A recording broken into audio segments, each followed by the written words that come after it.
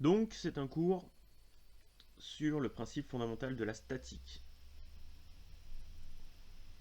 Donc c'est un gros morceau de... Alors donc ça fait partie de la mécanique du solide en particulier. Donc je vous rappelle qu'on est toujours sur l'hypothèse du solide indéformable et que de toute façon vous, en PSI, pour vous les solides seront toujours indéformables. Il n'y aura pas de... Vous prendrez jamais en compte la déformabilité des solides. Donc on est sur de la mécanique du solide indéformable. Et le principe fondamental de la statique, il tient en fait dans ce petit cadre bleu. Et il n'y a rien de plus à savoir. Donc dans un référentiel galiléen, puisque nous on travaille toujours sur des référentiels galiléens, si le solide est en équilibre, enfin le solide reste en équilibre, pardon, si la somme des actions mécaniques exercées sur ce système ou ce solide est nulle. D'accord? Donc il faut que quand on isole un solide ou un système de solides, qui est appelé grand S ici, si la somme des actions mécaniques extérieures à ce solide ou ce système sur lui-même est nulle, alors il reste à l'équilibre. Bah là, je zoome là. Non, tu vois pas le... Je zoome sur le PFS là. Antoine.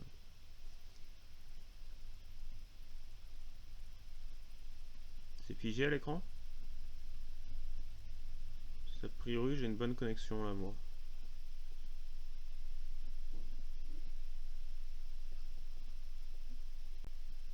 Ok. Alors, ce qui est important de garder dans un coin de la tête, même si nous, à notre niveau de première année, on n'ira pas plus loin, c'est que ce principe fondamental de la statique, en fait, c'est un cas particulier de ce qu'on appelle le principe fondamental de la dynamique, que vous connaissez déjà en partie, sous, donc je dis bien en partie, mais sous le nom de la deuxième loi de Newton, je crois. En gros, la somme des forces égale à la masse fois l'accélération.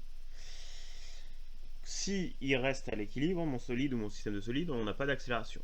D'accord? Donc, mon deuxième terme est nul. Ok? Vous verrez en seconde année que pour le PFD, ce sera quelque chose où on vous dira, donc le principe fondamental de la dynamique, ça sera quelque chose qui va ressembler. En fait, si j'isole un solide et que je regarde la somme des actions mécaniques extérieures à ce solide qui s'appliquent sur celui-ci, et bien ça sera égal au torseur dynamique du solide dans son mouvement. Et le torseur dynamique, en fait, vous aurez une résultante qui sera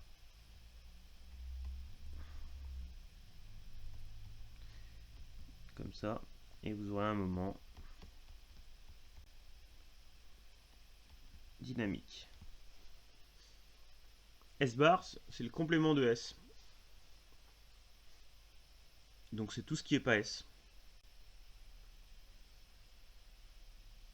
Comme en proba, comme en maths, comme en tout ce qu'on... Donc c'est pour ça, ici on dit les actions de ce qui n'est pas S sur S. Donc c'est les actions mécaniques extérieures à S. Sur S. C'est bon? Et donc comme nous, on considère qu'on n'a pas d'accélération ni linéaire, ni linéaire, ni en rotation, et ben le torseur dynamique il est nul, et donc on est dans le cas particulier du PFS. C'est bon?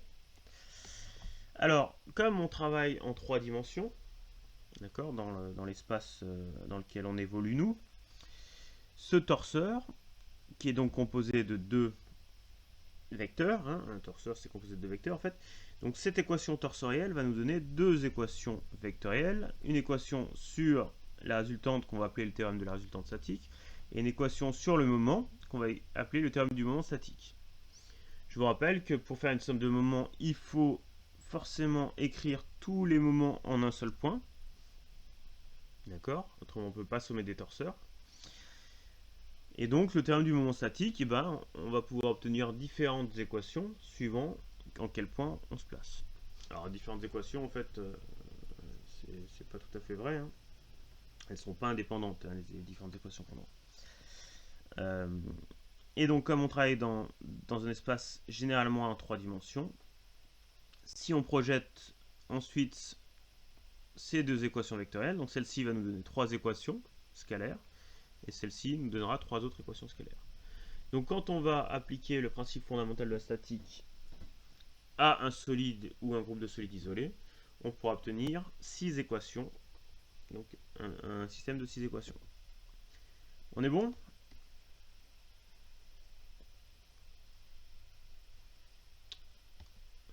Et tout le reste, eh ben, tout le reste du cours, c'est des choses qui vont découler de ce PFS. D'accord? Donc, en fait, on va utiliser le PFS pour montrer que, dans un premier temps, que, en fait, si je considère l'action de S1 sur S2, bah, c'est l'opposé de celle de S2 sur S1.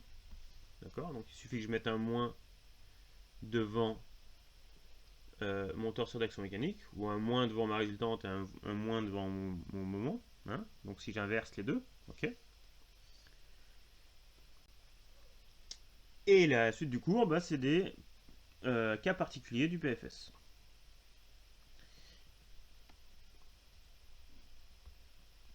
Je continue. Alors, un cas particulier qu'on a déjà un peu vu et qu'on verra souvent, on a déjà vu que quand on modélise nos systèmes mécaniques, assez souvent, on est sur des systèmes qui ont des mouvements plans. D'accord? Souvent, on a utilisé uniquement pour modéliser cinématiquement nos systèmes, des schémas cinématiques dans le plan. Et d'un point de vue de la transmission des actions mécaniques, en fait, si on a un système mécanique plan, bah, on va pouvoir se contenter de l'étudier dans le plan. Et dans le plan, on pourra avoir uniquement des efforts sur deux directions. Donc si on est dans le plan XY sur X et Y, si on est dans un plan ZX sur Z et X, et ainsi de suite. Et on aura un seul moment sur un axe orthogonal au plan, donc ou normal, ici là, donc normal au plan, pour l'équation des moments. D'accord? Donc, si on a un système qu'on peut le modéliser par un mécanisme plan, on passera non pas d'une équation torsorielle à 6 équations scalaires, mais d'une équation torsorielle à 3 équations scalaires. 2 équations pour la résultante et une pour le moment. D'accord? Donc ça va nous simplifier un peu notre volume de calcul. Pas de questions? J'avance. Alors, ensuite, on a deux théorèmes, dont un qui se décline en deux sous-théorèmes, on va dire. Alors, qui sont en fait des théorèmes qu'on utilise souvent de manière graphique, quand on fait des résolutions graphiques, mais qui sont quand même importantes à connaître. Alors, pourquoi? Parce que ça simplifie et que ça peut nous permettre de vérifier nos calculs. Ça, c'est une chose. Et aussi parce que c'est des cas particuliers qui sont en fait souvent que l'on rencontre souvent. Pourquoi? Parce que on s'appuie en fait sur ces considérations quand on fait de la conception. Donc c'est des théorèmes sur l'équilibre des solides soumis soit à 2 glisseurs, soit à 3 glisseurs. Alors je vous rappelle qu'un glisseur, alors un glisseur c'est un torseur dont le moment est nul en un certain nombre de points. D'accord? Donc en un certain lieu de l'espace. Donc il suffit de connaître un lieu pour lequel le moment est nul et ce torseur est nul. Okay? Donc ça c'est une considération uniquement mathématique. D'un point de vue des actions mécaniques, un glisseur en fait c'est une action mécanique qui peut se résumer en un point ou en un lieu de l'espace par juste une force. La résultante, c'est la force. Ok. Et donc, si on applique le PFS, alors si vous appliquez le PFS d'un solide soumis à deux forces, donc à deux glisseurs, en appliquant le théorème de la résultante, vous montrez que les deux forces sont de même norme, même direction et de sens opposé. Et en appliquant le théorème du moment, ici, vous montrez qu'elles sont collinaires. D'accord? Parce que même force, même sens, et je dis quoi, même norme, même direction et sens opposé, vous aurez pu avoir un vecteur comme ça et un vecteur comme ça. D'accord? Là, vous avez bien deux vecteurs de même direction, de sens opposé et de même norme. Mais ça, c'est pas le cas. Hein, si votre solide à l'équilibre, en plus, ces deux forces, elles sont portées par la même droite.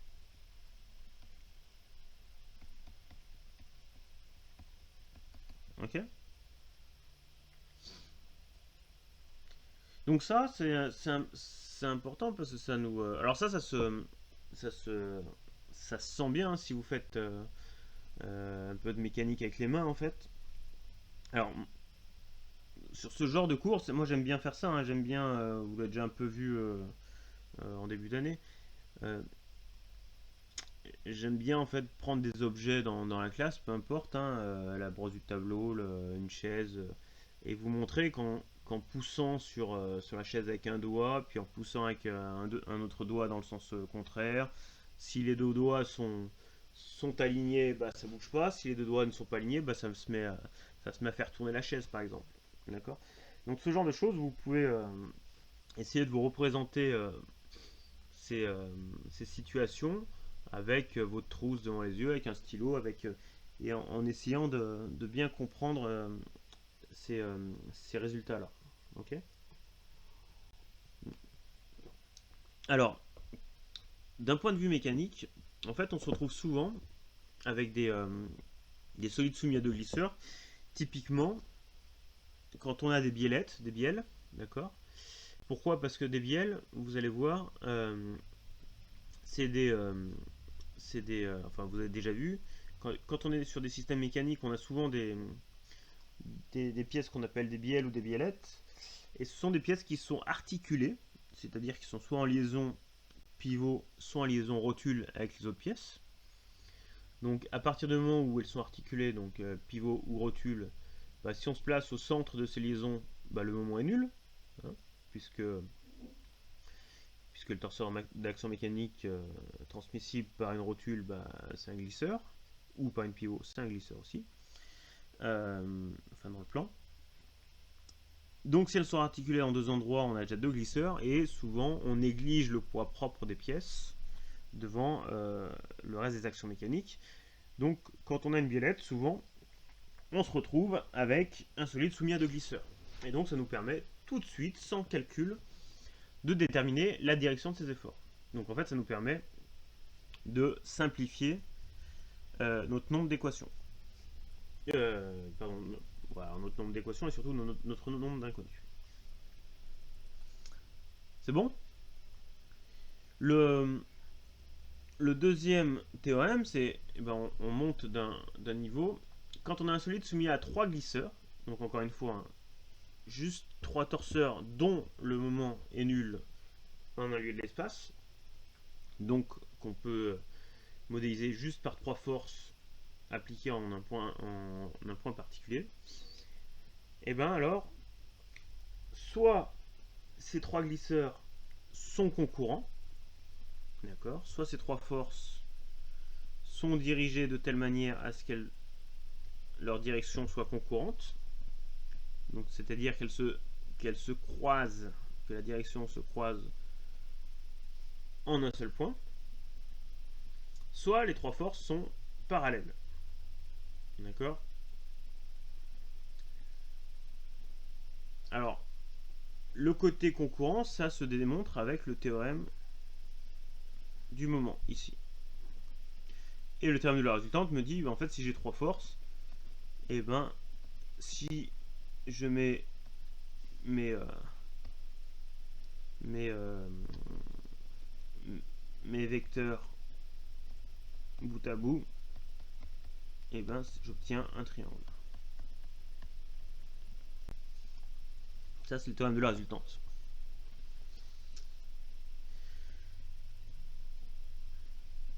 Alors, ça, c'est le fait que les forces soient concurrentes et coplanaires, là, ici. Ça, c'est quelque chose qu'on utilise beaucoup en statique graphique, donc en résolution graphique de problèmes. Alors que le théorème le théorème d'un solide soumis à deux glisseurs, ça, on va l'utiliser même en résolution analytique, donc même vous, puisque la statique graphique, on va en faire très peu. C'est pas tellement au programme. Mais par contre, le théorème d'un solide soumis à deux glisseurs, on l'utilise tout le temps. Okay, je vous parle quand même du solide soumis à trois glisseurs, parce qu'on va faire quand même un peu de statique graphique. Et que d'un point de vue des systèmes, on a rarement des pièces qui sont soumises, si on accepte toujours l'action de la pesanteur, hein, si on néglige le poids propre des pièces, on a rarement des solides soumis à plus de 3 glisseurs. Parce que d'un point de vue de la conception, quand on commence à soumettre, à mettre une pièce en liaison avec plus de 3 autres pièces, ça devient compliqué à gérer le fonctionnement cinématique et d'un terme de la transmission d'un point de vue de la transmission de puissance du système. D'accord. Donc souvent quand on fait la conception, nos solides sont soumis à 2 ou 3 autres actions mécaniques, si on néglige encore une fois l'action de la pesanteur. Donc si les trois glisseurs ne sont pas parallèles, alors ils sont concurrents. Si les trois glisseurs si on a au moins deux glisseurs qui sont parallèles, le troisième il est forcément parallèle. Et ça se démontre facilement, rien qu'avec le théorème de la résultante statique. D'accord. Si j'ai f de A et f de B qui sont parallèles, alors comme j'ai f de C qui est égal à moins f de A moins f de B avec le théorème de la résultante, bah forcément FC il sera parallèle à FA et FB. Ok. Pas de questions? J'avance. Alors, ici on est sur un petit paragraphe là, l'hyperstatisme, qui anticipe un peu le cours de deuxième année sur ce qu'on appelle la théorie des mécanismes.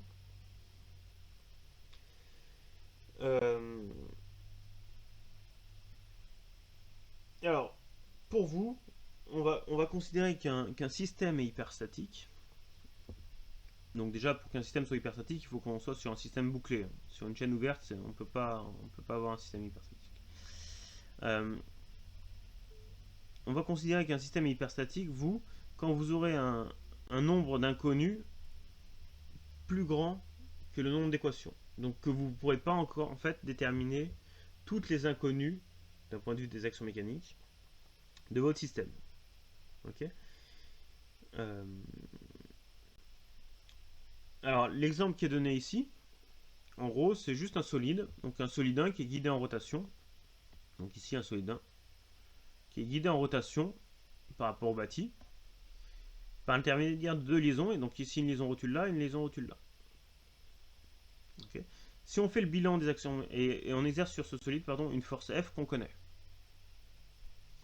Donc la force F qui est composée de deux composantes, Fx, Fy, ça c'est des données, d'accord. Ça on les connaît. Au niveau des rotules, on peut transmettre des actions mécaniques, donc c'est des glisseurs. Hein. Si je les exprime au centre des rotules, je peux transmettre donc trois efforts, ou un effort que je vais projeter dans les trois directions, en A et en B. Donc j'ai 6 inconnus. Ok. Si j'applique le principe fondamental de la statique à mon système, je peux obtenir 6 équations. Donc a priori, j'obtiens un système de 6 équations à 6 inconnus. Je me dis, ça, a priori, je peux résoudre. Mais je me rends compte que j'ai cette équation-là, en fait, qui ne me sert à rien. Donc en fait, j'ai un système de 5 équations à 6 inconnus. Donc je ne peux pas déterminer toutes les inconnues. Et en fait, on se rend compte que, sur ce problème-là, qu'on ne peut pas déterminer les inconnus XA, XB. D'accord? Donc ça, pour vous, à votre niveau, l'hyperstatisme, ce sera ça. Quand sur un problème de statique, j'ai plus d'inconnus que d'équations. Donc je ne peux pas déterminer l'ensemble des inconnus des actions mécaniques. Vous verrez l'année prochaine que la notion d'hyperstatisme, en fait, ça peut s'expliquer, et ça s'explique en fait plutôt d'un point de vue mécanique, en disant, bah, quand on fait de la conception, quand on construit un système, on cherche à obtenir une certaine cinématique qui va nous permettre de transmettre une puissance, donc des actions mécaniques et un mouvement. Quand on fait de la conception, en fait, notre objectif, c'est de supprimer des degrés de liberté pour garder que ceux qui nous intéressent. Et bien, un système hyperstatique, c'est un système où on a supprimé trop de degrés de liberté par rapport à la cinématique qu'on veut. Si je reprends cet exemple-là, ici, sur ce système-là, bah, je veux que le mouvement de 1 par rapport à 0, ça soit une rotation suivant x. Okay, donc pour avoir une rotation suivant x, dans un espace à 3 dimensions, il faut supprimer la translation sur x, la translation sur y, la translation sur z, et la rotation sur y, et la rotation sur z. Donc il faut que je supprime 5 degrés de liberté. Ici, j'en supprime déjà 3. Et ici, j'en supprime encore 3 avec ces deux liaisons. Donc en fait, en tout, j'en supprime 6. Donc 6 par rapport à 5. Donc 6 par rapport à 5, j'en supprime un de trop. Et regardez, celui que je supprime en trop, en fait, c'est quoi? Eh bien, c'est la translation. La translation en x, elle est supprimée ici et ici. Donc je supprime 2 fois la translation x. Et en supprimant la translation x, ça veut dire que je peux transmettre l'effort en xa et je peux transmettre cet effort-là. Et bien le fait de pouvoir, enfin d'avoir choisi de supprimer 2 fois cette translation en x, et ben ça fait que je ne peux pas déterminer xa, xb. D'accord? Alors ça, c'est ce que vous verrez plutôt l'année prochaine.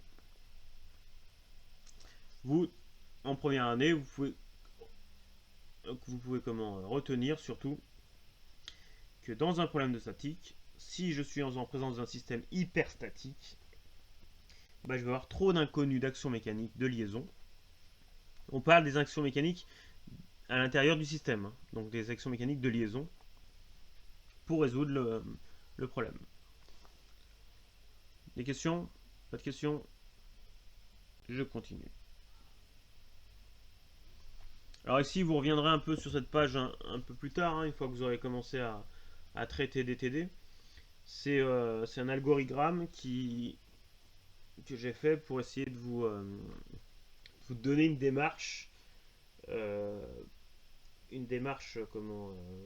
pour résoudre un problème statique. Alors vous verrez qu'en fait, en statique, contrairement à tout le reste des études qu'on fait, les calculs sont pas compliqués. Les considérations semblent assez simples. Hein, on arrive à se représenter ce que c'est qu'une force beaucoup plus facilement que ce que c'est qu'une résonance en analyse harmonique d'un système ou que ce que c'est qu'une accélération de Coriolis ou ce genre de choses. Par contre, d'un point de vue de la résolution, vous voyez, vous avez deux endroits où on fait des tests, d'accord, ici et ici. Et donc là, vous allez avoir des choix à faire. Et c'est ces choix-là, hein, quand j'écris considérer un nouvel isolement, où il faut avoir un peu de recul et il faut réfléchir un peu. Et c'est pas si simple. Donc si vous voulez, une fois que vous avez fait ces choix-là, tout le déroulé ici, ça c'est facile. Par contre, faire ce choix-là, Ça, c'est pas facile. Ça, enfin, c'est pas facile. C'est pas très compliqué, mais il faut avoir un peu de recul sur ce qu'on fait. D'accord. Donc, dans un premier temps, vous pouvez laisser un peu de côté cette page. On va faire quelques exos un peu bateaux, un peu simples, histoire de manipuler les outils. Et quand on va commencer à travailler sur des systèmes, enfin sur des systèmes de solides, sur des mécanismes plutôt que sur des solides, vous reviendrez un peu sur cet algorithme pour essayer de construire votre démarche personnelle.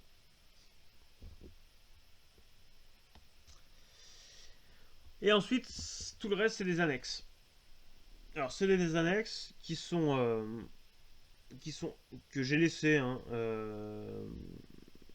que j'aurais pu enlever par rapport à votre programme à vous, d'accord, votre programme de PSI, hein, euh, que j'ai laissé. Pourquoi? L'idée, c'est de vous montrer que quand on a un solide soumis à plusieurs forces, donc on parle de force encore une fois, hein, donc quand on parle de force, ça veut dire qu'on considère des actions mécaniques qu'on peut représenter par des glisseurs. Hein. Ok. On peut considérer que le moment en un point est donné était nul et donc on va considérer uniquement le glisseur. Donc uniquement la résultante. Hein.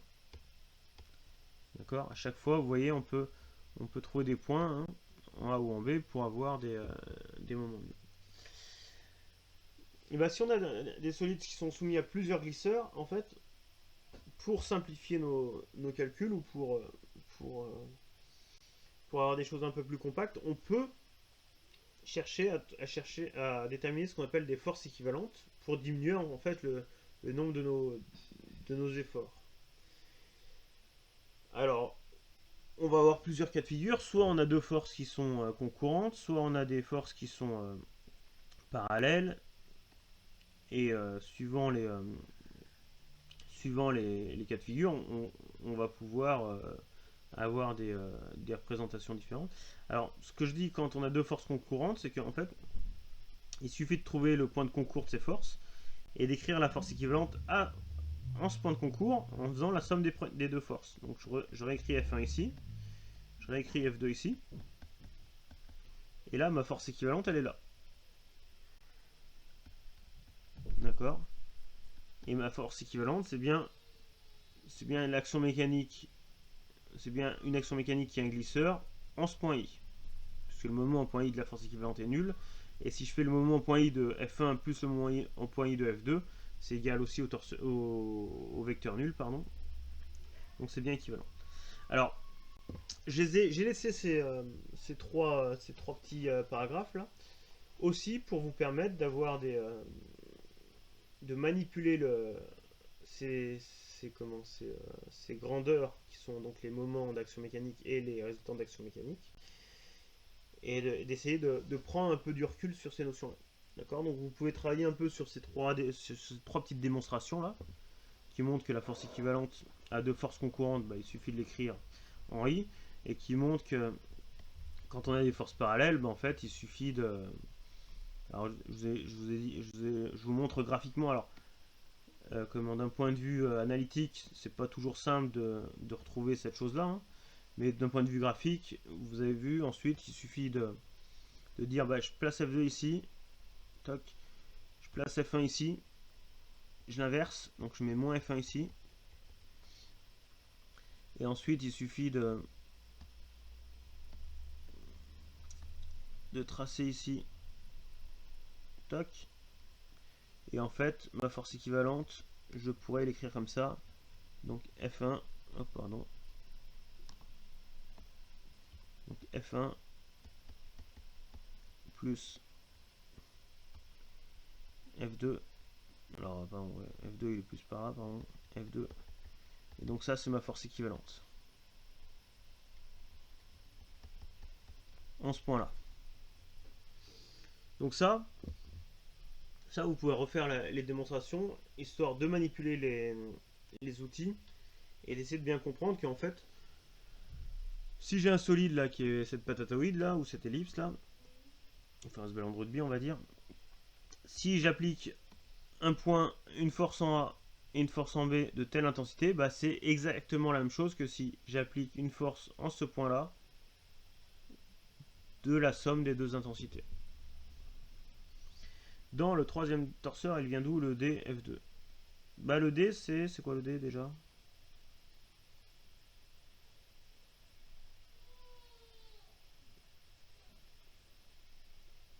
Ah, de la force équivalente. Le D c'est la distance AB.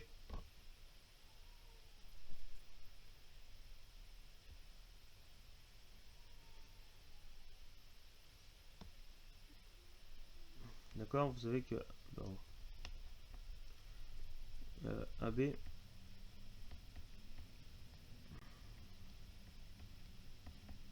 c'est égal à D. Donc en fait, dans la démonstration là, vous avez deux glisseurs, un en A, un en B. Si je veux faire la somme de ces deux glisseurs pour voir quelle est l'action mécanique résultante de ces deux actions mécaniques là, il faut que je l'écrive celle-là en A, ou alors l'autre en B, hein, peu importe. Et donc l'action mécanique résultante c'est celle-là. Ok. Ça, il suffit de faire la somme des deux glisseurs.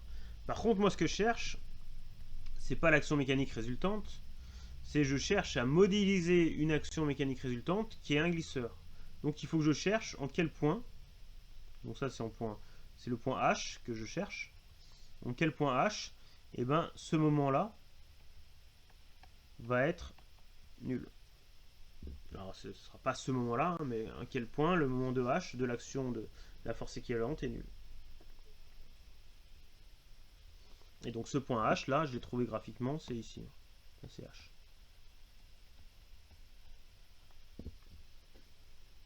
C'est bon? Est-ce qu'on a des questions?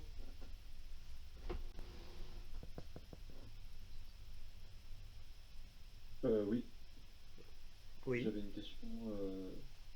Là, je ne sais pas comment vous écrivez que c'est au niveau en dessous de écrivant les deux torseurs T1 et T2 au point A et faisant la somme. Hmm.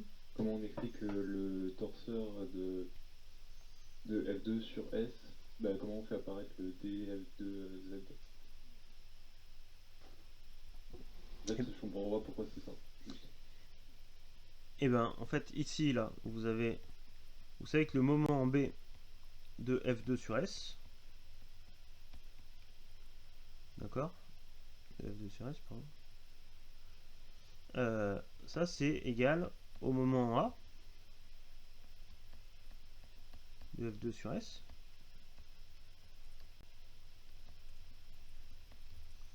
plus la résultante, donc plus F2 sur S, plus F2 en fait,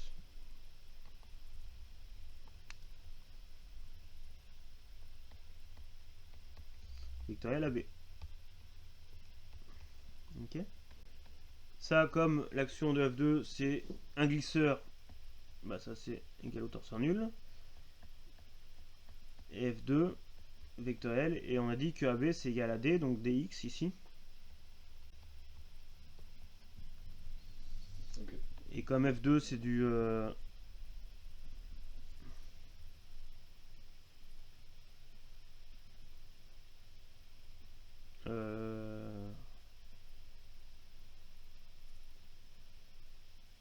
attendez, où est-ce qu'il y a une bêtise là?